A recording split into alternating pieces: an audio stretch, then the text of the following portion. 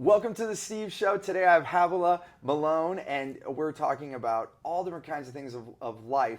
But what's most important is she was in a job and probably would have stayed the rest of her life, but being laid off changed her whole life.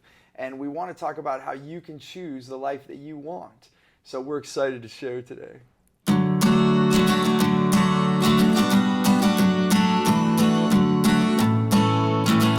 Well, thank you so much for being on the show today and to share your story, and just we'll see where this goes. But I guess I'm curious, having your life now and making choices for what you want, and even to have that happen now and to even have results from it, and that's how you can share your stories with the world. Because, by the way, we're at the National Speakers Association event where amazing people come from all over the world. And when I met her, I was like, oh my gosh, you have to be on my show. So here we are. I guess what I'd like to focus on is where was the transition point? What made, from where you were, where you thought, oh, this is what I have to do or what I should do, to the point of this is what I want to do. That point came at a pit, or what I would have considered a pit at the time in my life. Now I look at it as a blessing in disguise. Right. And that actually came after a layoff. So I was working for Hewlett-Packard for nearly a decade. I was representing them on the Home Shopping Network and QVC and running a $160 million business, and had all of the outward displays of success, had the cards and the cars and all that good stuff. And then we come to this layoff, and it was just whoa, okay, what am I without this title? What am I without these things?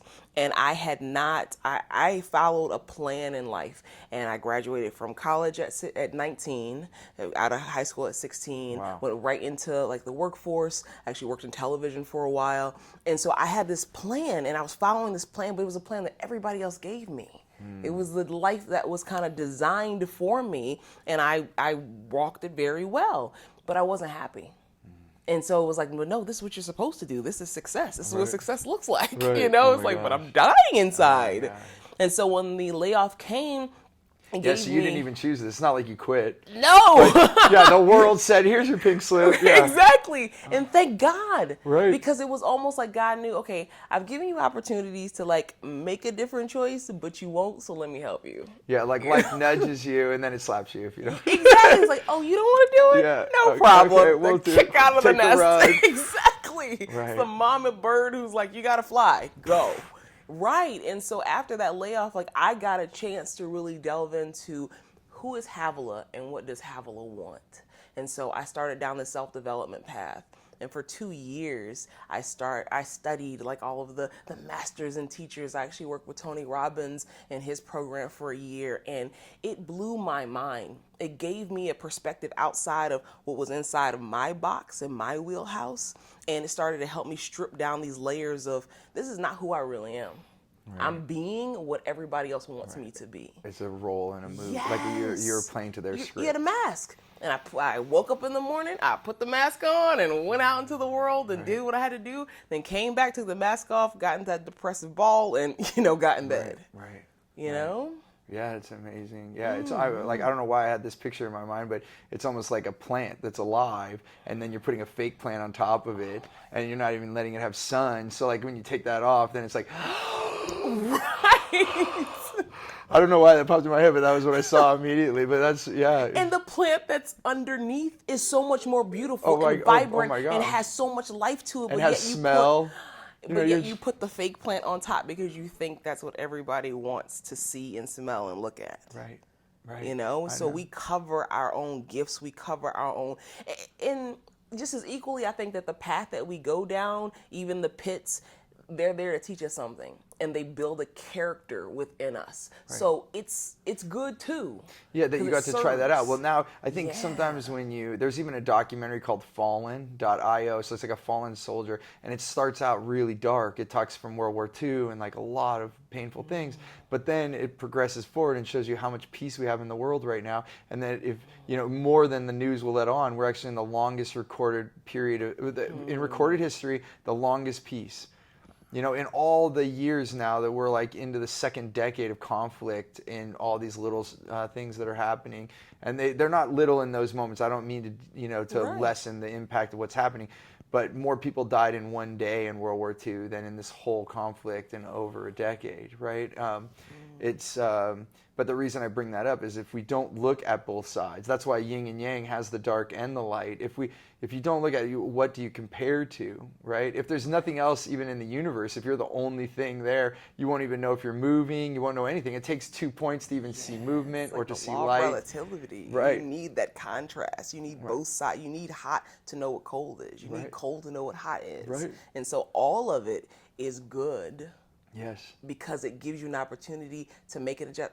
You know what? I don't really like that. That don't work for me. Well, let me go to this side. And that's the choice. Yes. That's it. And it takes choices to know what choices you like or not like. So if you sit there and don't make any choices, you don't even know where to go, right? Exactly. So the power is that we get to keep making choices, and now it's like, what do I like and what do I not like? And until you actually taste it.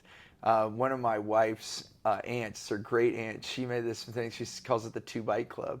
And when we went over with our kids, then they're like, I don't like that. And they didn't even try it. And obviously she knows. And we have this with kids all the time. Yeah. And she said, well, do you want to be a member of the 2-bite club? And the 2-bite club had benefits. Like you got like dessert or you got different things, right? But you had to take 2 bites, not just one, but 2 bites, just to be sure that you didn't like it or not. And after 2 bites, no one's ever going to ask you to eat it at this meal, right? But that was it. But how do you even know if you don't? How do you know if that's too cold for you or too hot? And then sometimes, going back to why I was making this whole circle back to it, when you're just doing it, like you're in the job and if you didn't have that, you wouldn't have known what was better. Right? You would. Exactly. And I'm like, even the skill sets that I picked up along the way, the relationships that I picked up along the way, even the contrast of knowing what I liked and what I didn't like along the way made me a stronger, better person. Yeah. That when it was time for me to walk my path and understand who I was, I could do it from a place of confidence. I can do it more firmly. Right. So it really was the testing ground that was needed to mold this masterpiece. It's so beautiful, and it's gratitude's a big word for me. Like my tagline is choose gratitude, create freedom. And because it's in the gratitude that creates the freedom, when you can be grateful for that, because if we get upset with ourselves in that moment, then we're not actually allowing what is to be. And so in my core values, it's gratitude. It's to appreciate all results, whether it's like a negative result that we aren't happy with or whatever. But now I'm going to have gratitude for that result. I wouldn't be sitting here with you. And I think you said 11 years or how many years with Hewlett Packard? 10. Yeah, okay, yeah, so it's 10, close. So yeah. I was 12 years with as an entrepreneur and grinding it out and until I did it. So it wasn't like a short time. It was just similar that we put all that time in. And I could say that there's regret or different things, but it's not. In my mind, like to be here with you right now, to be who I am, and even to want to make these shows, to share our stories with other people, it's because we learn so much, and I wouldn't take it away. If I changed that then, what if my life was so easy, right? What would I be like, what's your problem? Why can't you do it, right? Like, how come you can't do it? Like, I wouldn't even care to tell people. But I'm like, oh my gosh, this is what can happen, and this is what can happen if you don't do it that way, so right. I want to share. It's like for people who their purpose is to be a catalyst for positive change, their purpose is to be able to help guide, and direct and empower people, you have to have gone through something, because otherwise, where are you teaching from? What experience do you have to draw upon and say, okay, you have like 2 cents in your bank account, I get it. Like, been there. Yeah. I've been I'm pumping fuel into my car and I'm like watching how much so that I still had enough money for food. Yes. I've been in that moment, and then then I've had moments in my life where I could write a check for something and not notice it in my account. I've saw both sides. Yes. And they're both experiences that I'm grateful for. Both of them. People would say, oh, well, that's horrible there. Well, no, I'm grateful for that moment. Because I can be with people. Like if you just have it one way, you can't ever experience that. Where you're worried if you have enough money to buy something to eat. Absolutely. Right? So. And it makes you appreciate the small things. It makes you appreciate everything. Because you can so easily take stuff for granted. Oh, yeah. So easily, because it's readily available. It's everywhere. Right. Like, oh yeah, I got that. Until you don't have it. Right. And then you're like, wow, okay. Having fresh organic food, because at one point you couldn't afford fresh organic food. But when you can, it's like, oh no, I appreciate that. Right. Thank you. And and it doesn't have to be like where it might have been from a younger time. Like, so I've had tougher times in my youth, but actually even in my adult life where those moments were the toughest. So after a period of about 7 years of never making less than 300,000, then I made some business decisions that didn't work out. And it was international too. I moved to Australia. I sold everything in the U.S. It didn't work out there. It was amazing, and the experience was amazing. But we ended up our visa didn't go with the company didn't come through as they told it would, and so then ended up having to come back. 2 international moves. I forsake my business here because I was so excited about the business there, and 6 months didn't get it set up there. Come back, and I'm sleeping on an air mattress on my sister-in-law's floor. Right, and I could have been in a moment of depression and just fell into it, but I'll bet, waking up and sitting on that air mattress for a moment, I didn't sit long. I got up and I did something about it, and it basically pushed my second book to tell that story. And then in 90 days, I booked $250,000 in work, just by making decisions. But in that moment, it was crummy. Like, I was not happy, camper at the moment. When you're in the pain, when you're going through whatever the trauma or drama is, it doesn't feel good. And that's why it takes daily muscle, like daily habits, to be able to, because when you're feeling good, it's easy to do affirmations and do your writing and journals and like be grateful for everything that's going on, because you're in the high, you're in the good. But when you're in a situation like that where it is the painful part, like when I made that choice to discover who Havilah was, when I went down that self-development journey, I had to do it alone for a long time. Because this was very different belief systems, even religiously, than I had grown up with. Absolutely. And so all the friends that I had and the people who were my associates, those relationships started falling apart because now we're not thinking the same anymore. Absolutely. We're not going in the same direction anymore. And that was painful. Well, that's what they always say, don't forget me when you're rich and famous. People say it all the time. And you say, oh, how would that happen? Well, the fact is that we change. And I think we were talking about this yesterday. You change to have what you want. It's not that you change when people think, oh, when you have money, you're changing. It's such a double-edged sword that, like, don't forget the little people when you, get big or whatever, or not even little people, but don't leave anybody behind. But it's like, you don't want to take this journey with me as we go down this new set of thinking. Stay back. And that's one thing one of my mentors said, you have to accept where people are to have what you want. Right, that's a big one, to accept people where they are, because if they want to come with you, they can choose too. We're all welcome. That's what we're doing. That's what we're doing. That's what we're doing on the show, right? Yes. So that's the whole point. And Jim Rohn, have you ever heard of him? Because he was one of Tony Robbins' coaches too. He's the one that I think first said that the 5 people you hang out with the most is the average of you, right? Yes. And the fact is, if you're the small one in your 5, you're going to grow more. But when you're the big one, and people stay there and they're like, don't leave us. Oh, you're not going to forget me. And you stay here, now you dormant your growth. And it's okay to have both. And I think we both are inspired. We help people. Sometimes we are the big one and we can guide people. But the majority of our growth, your growth, my growth, anyone's growth is going to be when you're the small one out of the 5. Mm-hmm. And then you keep doing that. When you get to that, then you want to go to the next 5. And if you want to grow. And that's a choice too. Yes. It's all choices. And stepping outside of your comfort zone. Because it's easy to be the big dog in the circle and you're the one delving out the advice.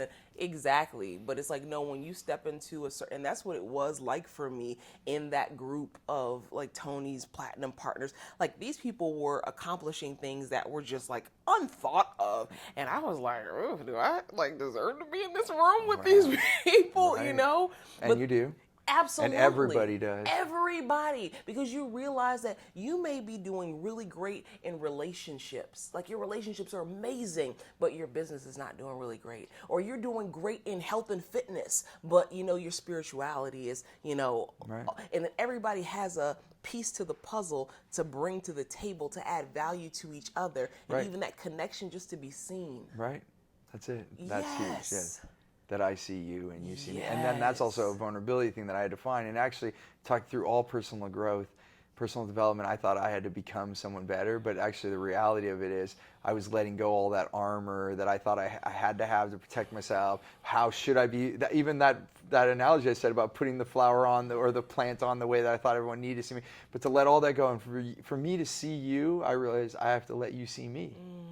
Because the wall's two-way. So if I'm like peeking out at you, I'm really, right? I'm not really truly ever going to see you, and you're not going to be able to see me, and thereby our connection is so muted that then we don't have real human experiences.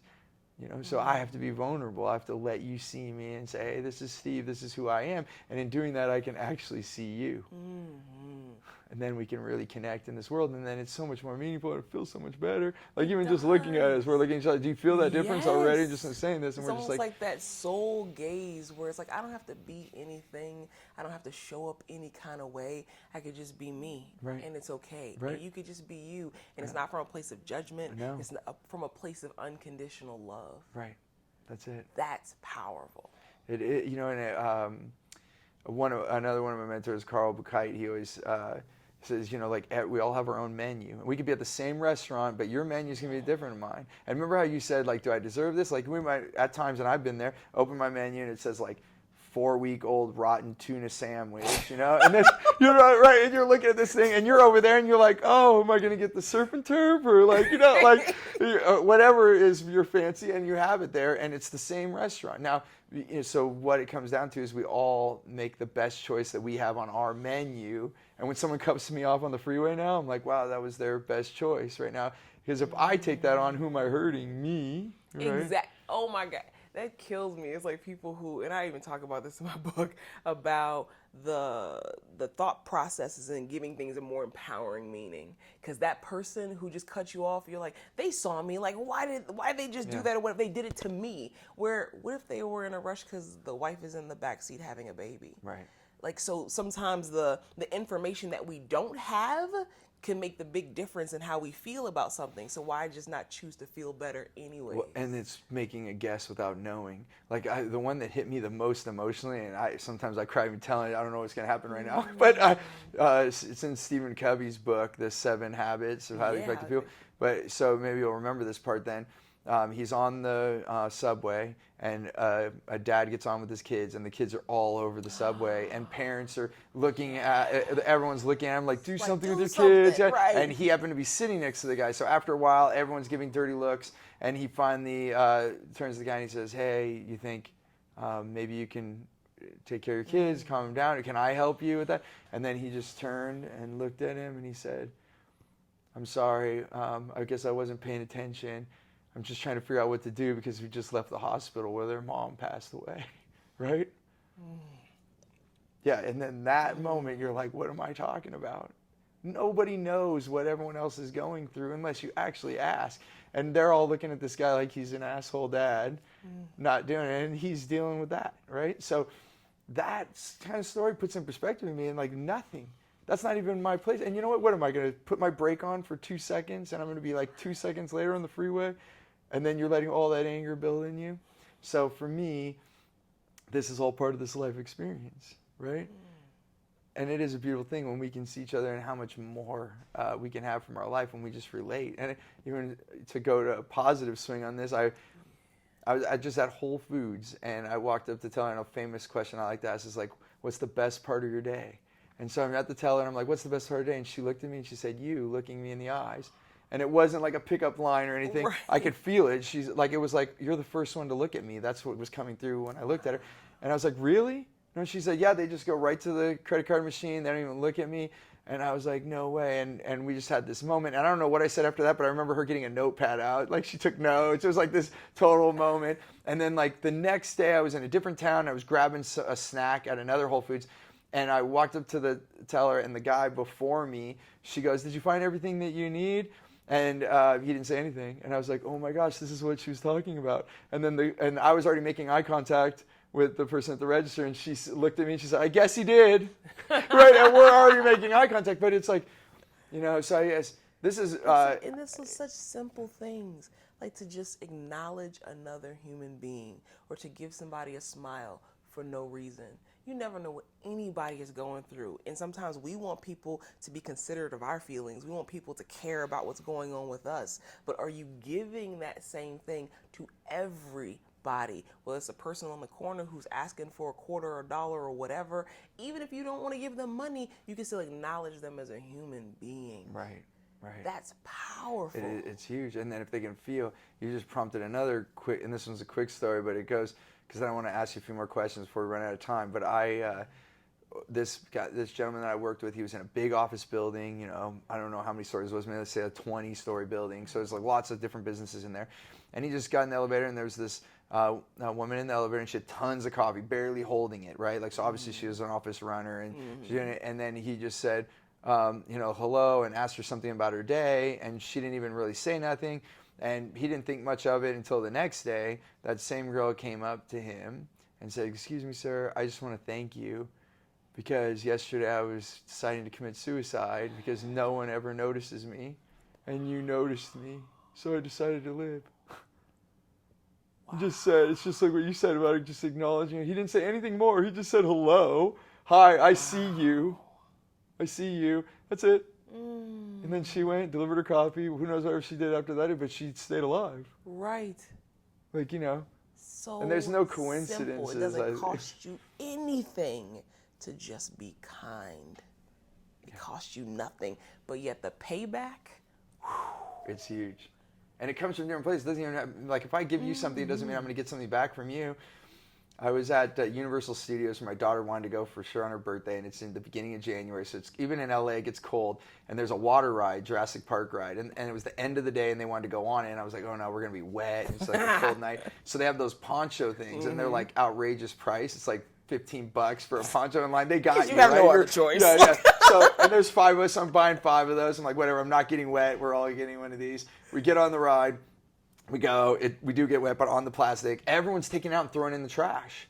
And well, it's kind of like a recycle bin, I'm sure. But I told my kids, no, bring them over here, shake them off. I went outside, I saw another family of 5, like exactly, walking up. And I was like, hey, are you going on this ride? Yes. Would you like these? And they're like, well, what do you want? I said, nothing, you can have it. And they're like, I said, you can give me a tip if you want to, like, because they were just pausing. And I'm like, no, just have them. And then they took them away. And even my son was like, Dad, I thought you were going to sell those. You know, I was like, a little entrepreneur. I know, right? And then because I've done that stuff in the past. He knows some of my other entrepreneur stories, but I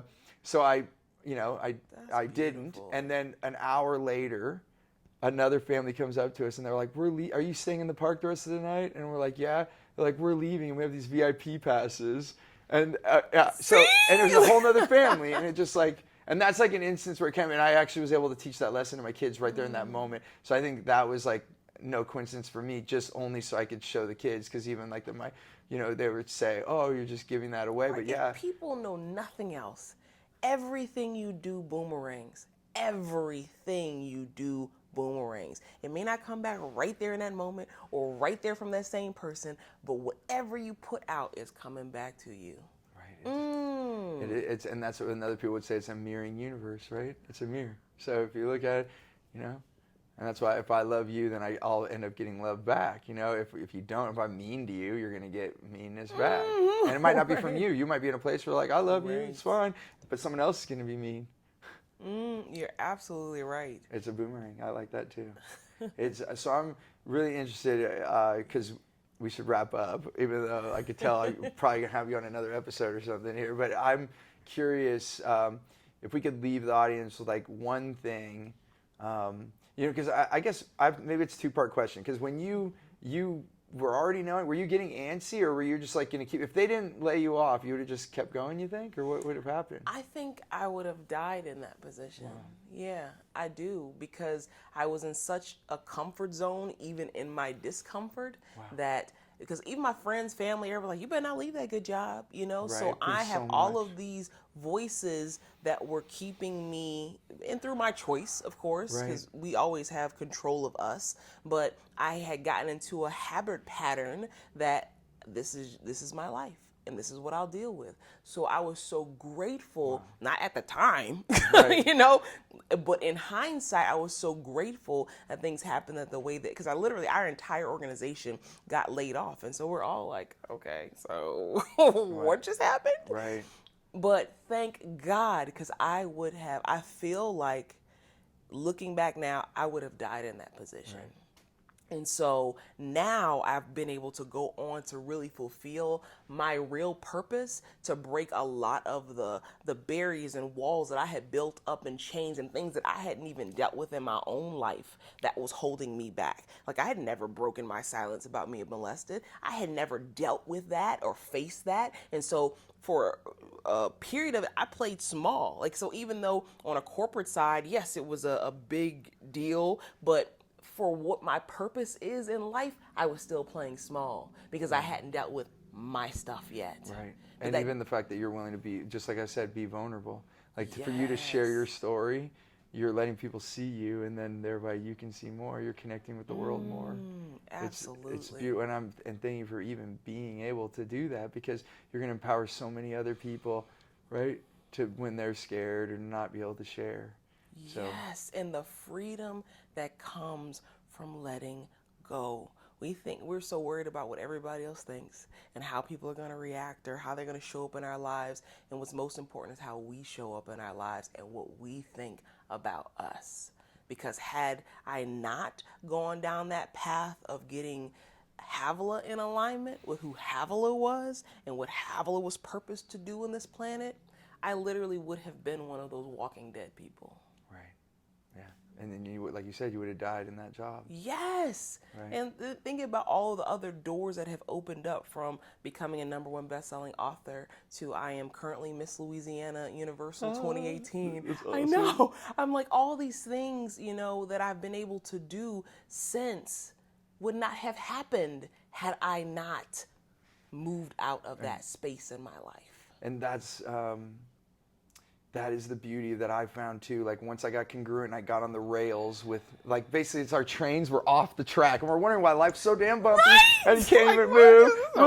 Like the train's barely going, the dirt's, and somehow it's so much work too, because we gotta like put a train through dirt, and then we move back on the rail, and then we wonder why life is so easy, because we're like, oh, right. It's so beautiful. If we never got to speak again, or if the audience only saw you this one time for a closing thing, what's one thing you would tell the audience or to me? I would say listen to that internal voice. Like, we all have it. Like, we all have this guy, and sometimes it's so small because we have muffled it. Oh yeah, blankets. It's in the file cabinet in the basement. All kind of stuff on top of that voice, but because it's hard to sometimes look in the mirror at ourselves. It's easy to look at everybody else and have advice for everybody else, but to really be able to take the time with yourself, get to know you. What did Shakespeare say? It said, know thyself, and to thyself be true. Right. It's a must, because you can be happy. You can have whatever amount of money you want. You can have whatever material things you want. You can have what kind of relationships you want, what kind of health you want, anything. But you have to follow your own guidance system, not everybody else's. That's it. Yep. Your heart already knows. Somehow it already knows, and if you just and for me, like, and I say this a lot, is like I have a turtle on my desk now. Like it's a piece of art. It's like painted with all this color, but and I put it right next to my laptop, and it tells me to like slow down and be within. And when I quiet my mind, all of a sudden I know the answer. When I'm like, go, go, go, go, I'm confused. I don't know what to do because I don't have the time to actually have reflection. Yes. So I think it's a beautiful thing what you're saying. Listen to that voice, and if it's really muffled, the only way to really do it is to actually sit with yourself quiet, so that you can let it get louder. And now mine's so loud, sometimes it's like, and it's easier because it's like, oh, I know what to do. Boom, right. Boom, boom. It becomes a relationship now where it's like, oh, okay, cool, got it. Let me just, don't go down the street. Okay, cool, got it. And I would sit behind a computer trying to like figure things out and come up with good ideas and stuff like that. And I found that when I would go outside, walk in nature, be by water, that grounded feeling, that motion, that movement, like the voice would come, the intuitive downloads would come.